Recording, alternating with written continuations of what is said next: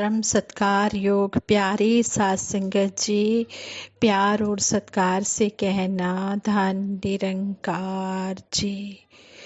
सात संगत जी, सबसे पहले तो दासी सतगुरु निरंकार दातार सात संगत माँ का शुक्राना करती है, जिनकी अपार कृपा से हमारा यह जीवन का सफ़र व्यतीत हो रहा है। इसी तरह दासी आप जी से आशीर्वाद मांगती है कि इसी तरह दासी अंतिम श्वासों तक आप जी के चरणों में सेवा सिमरन सत्संग करती रहे और जुड़ी रहे। यही आशीर्वाद सारे परिवार को देना। मेरे मालिक दीन दयाल सच्चे पातशाह, जिस तरह भी आप जी हमें समझाना चाह रहे हो, हम उन बातों को अपने जीवन में कर्म रूप में ढालते हुए अपना जीवन सुखमय बनाएं।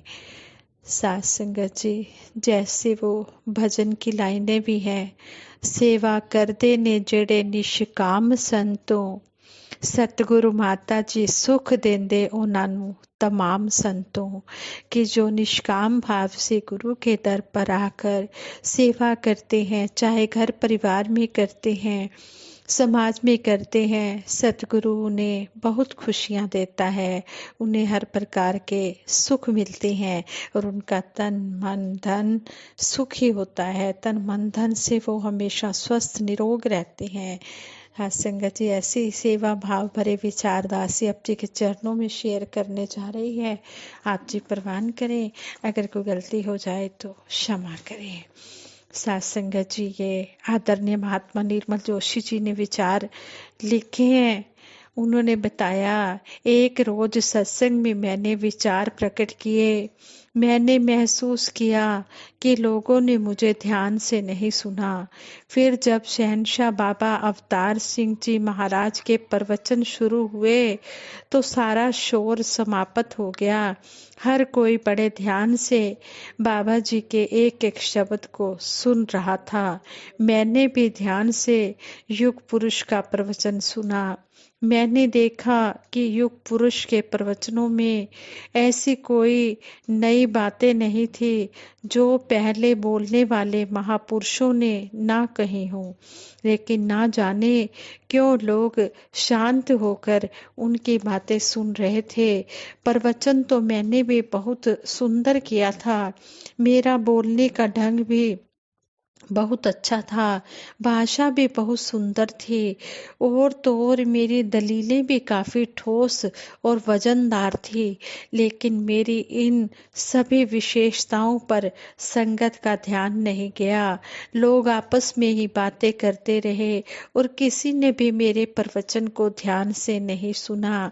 शहंशाह बाबा अवतार सिंह जी महाराज जो कि लगभग वही बातें कह रहे हैं जो कि मैंने कही थी। इनके कहने का ढंग भी कोई खास नहीं है, लेकिन संगत इन्हें बड़े ध्यान से सुन रही है। मेरे मन में एक तूफान उठ खड़ा हुआ। लोग जानते हैं कि मैं स्वभाव से थोड़ा स्पष्टवादी हूँ, जिससे लोग अक्सर मुझे उदंड भी समझ लेते हैं। मेरे मन की शांत झील में कोई एक दिन का भी रह जाए तो मुझसे सहन नहीं होता, लेकिन आज तो एक तूफान उठ चुका था। मन में शंका समाधान करने के लिए मन में शंका का समाधान करने के लिए समय पाकर युग पुरुष शहंशाह जी के चरणों में दास उपस्थित हुआ। जब युग पुरुष के चरणों में मैंने अपनी शंका को रखा और कहा कि शंका का समाधान कीजिए, तो युग पुरुष मुस्कुराए और टालने की बात से बोले, नहीं जोशी साहब, आपको भी लोग बड़े ध्यान से सुनते हैं, लेकिन मैं कहाँ मानने वाला था। मैंने उसी समय अर्ज किया, बाबा जी ऐसी बात बिल्कुल नहीं है। मैंने अच्छी तरह से देखा है कि अच्छे से अच्छे प्रवचन करने के बाद ना तो लोग मुझसे बहुत ही ध्यान से सुनते हैं और ना तो मुझे ध्यान से सुनते हैं, उल्टे पीछे मेरी नुक्ताचीनी भी करनी शुरू कर देते हैं कि आज जोशी जी ने यह कह दिया, आज वह कह दिया। मेहरबानी करके आप हमें बताइए कि हमारे में ऐसी कौन सी कमी है जिससे लोग हमें ध्यान से नहीं सुनते। मेरी यह बात सुनकर युग पुरुष एक पल के लिए गंभीर हुए, फिर कहने लगे, जोशी साहब, सच सुनना चाहते हैं क्या? तो दास ने कहा, जी हाँ, बिल्कुल सच सुनना चाहता हूँ। तो फिर शहनशाह जी ने कहा, सुनो। फिर शहनशाह जी ने कहना शुरू किया कि सत्संग के दौरान हर एक वक्ता की, चाहे वह गीतकार हो, कवि हो या अन्य कोई हो, मैं हर किसी की हर एक बात को बहुत ही ध्यान से सुनता हूँ। चाहे कोई गलत भी बोल रहा है, लेकिन मैं उसे ध्यान से सुनता हूँ। जबकि आप उस समय अपनी बारी का इंतजार कर रहे होते हैं, अपने कामों में या बातों में लगे होते हैं। जब आपका नाम पुकारा जाता है तो कपड़े ठीक ठाक करके स्टेज पर पहुंच जाते हो। इस प्रकार ना आप दूसरों को ध्यान से सुनते हो और ना ही दूसरे आपको ध्यान से सुनते हैं। मैंने सुनने का बीज डाला है, इसलिए लोग मुझे भी ध्यान से सुनते हैं। तो जोशी साहब, आप भी सुनने का बीज डालो, लोग आपको भी सुनेंगे। गुरुमत का यह एक सीधा सा नियम है कि जो किसी की मानता है, लोग उसकी मानते हैं। जो किसी के पीछे चलता है, लोग उसके पीछे चलते हैं। जो लोगों को प्यार सत्कार देता है, लोग उसे भी प्यार सत्कार देते हैं।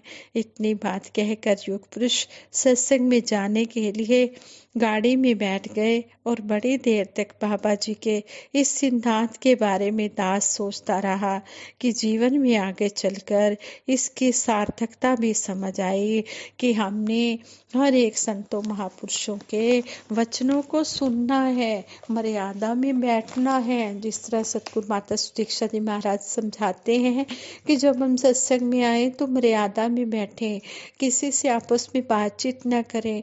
जो सत्संग में महापुरुष बोल रहे हैं उनकी बात को बड़े ध्यान से सुने।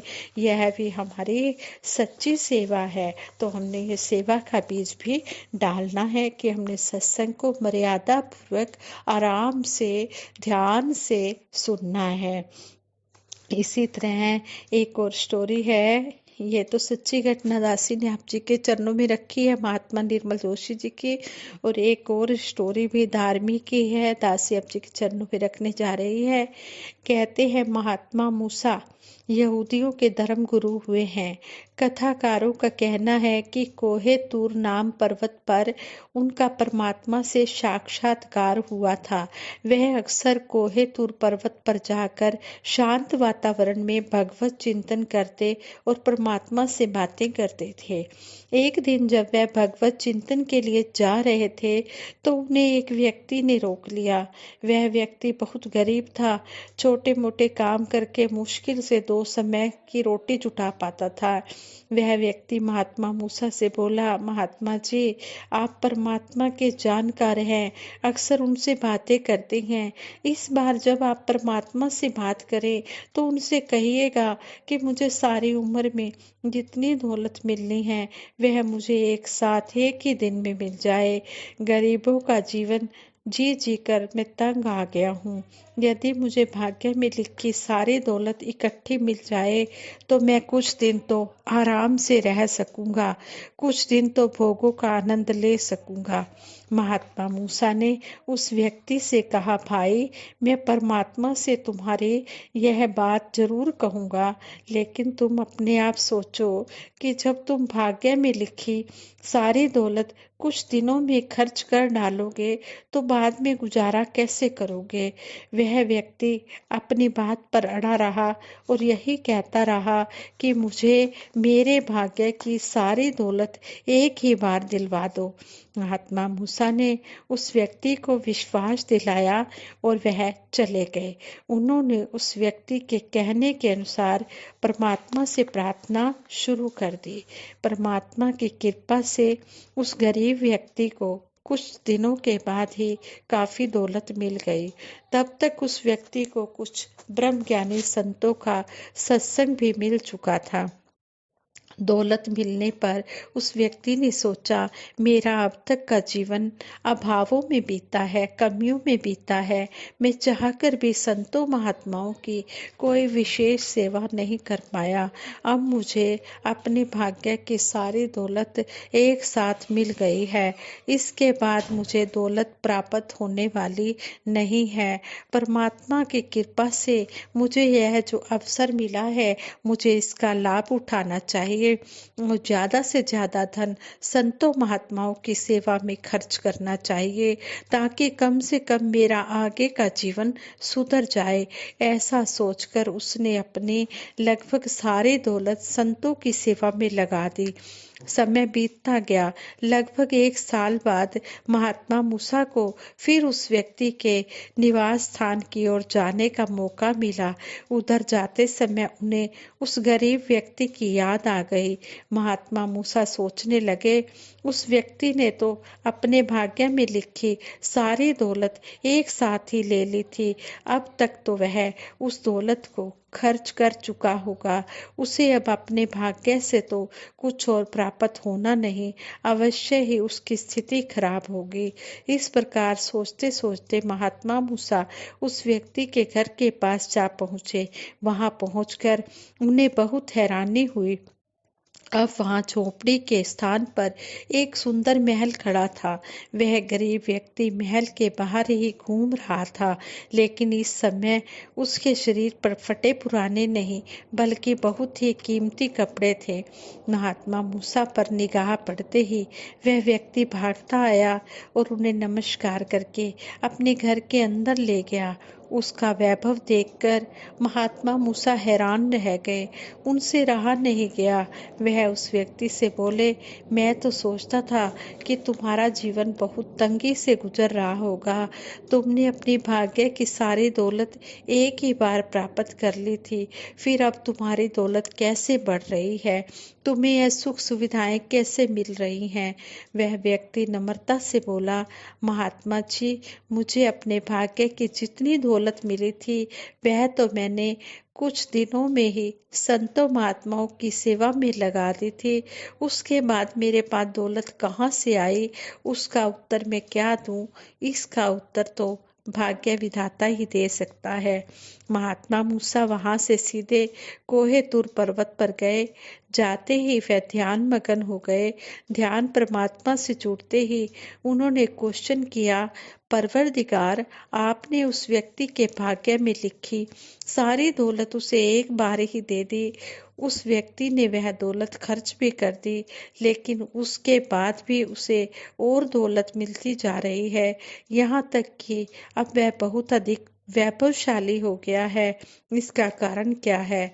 महात्मा मूसा के अंतर मन में परमात्मा का उत्तर गूंजा।